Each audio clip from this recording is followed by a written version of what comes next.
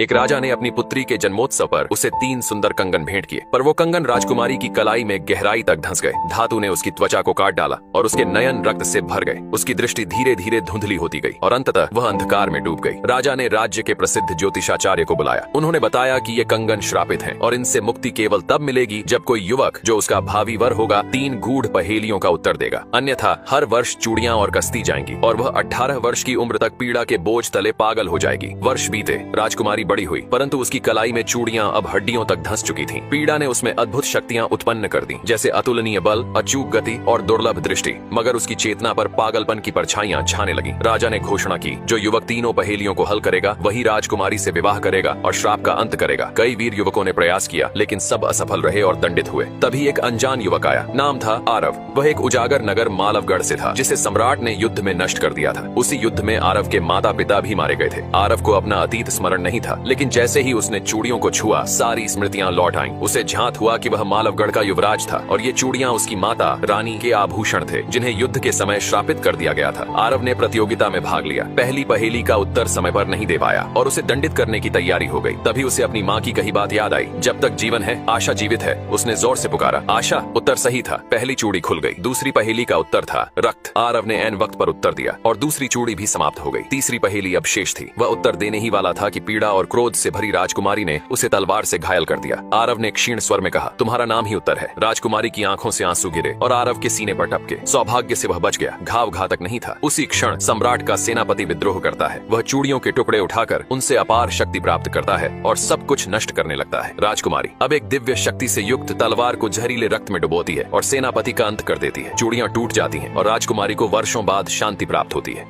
इस लड़के के पेशाब में इतनी ताकत है कि उसने टॉयलेट सीट को गला कर तोड़ दिया। यहाँ तक कि उसने केवल दरवाजा खोला था कि टूट गया। लड़के के दांत भी बहुत मजबूत थे। इससे पहले लड़का भोला और सीधा था, जिस वजह से उसे स्कूल के कुछ बदमाश लड़के परेशान करते थे। इस डर से वो भागकर बगीचे में छुप गया और तभी लड़के को एक चींटी ने काट लिया। लड़का तुरंत नीचे गिरकर बेहोश हो गया। जब उसे होश आया तो खुद को बिस्तर में पाया। वो तुरंत उठा और ब्रेकफास्ट करने बैठा। लड़के ने दूध कटोरी में डाला, लेकिन उसे एहसास हुआ कि दूध का डिब्बा उसके हाथ में चिपक गया था। लड़का कुछ समझ नहीं पाया और अपने पिता की ओर डिब्बा किया। पिता ने डिब्बा ले लिया, लेकिन इस बार उसने जैसे ही जूस का गिलास पकड़ा, वो तुरंत टूट गया। लड़का पूरी तरह से हैरान हो गया। उसके पापा भी सोच में पड़ गए थे। अब फिजिकल क्लास में टीचर सबको बता रहा था कि किस तरह फिजिकल में परफेक्ट बने, लेकिन उस लड़के का ध्यान कहीं और था, जिस वजह से टीचर लड़के का टेस्ट लेने को आगे बुलाता है। लेकिन लड़का बहुत कमजोर था, जिस वजह से वो टीचर का सामना नहीं कर पा रहा था। लेकिन जब उसे गुस्सा आया तो उसकी शक्ति जाग उठी। एक बार में लड़के ने टीचर के वार को रोक लिया और धक्का मारा। टीचर बहुत दूर जा गिरा। वहाँ खड़े सब हैरान हो गए। स्कूल के बाद उसका दोस्त उसे अपने घर ले गया ताकि उसकी ताकत की परीक्षा ली जा सके। उसने उसे एक किताब दी। लड़के ने किताब को चबाने की कोशिश की और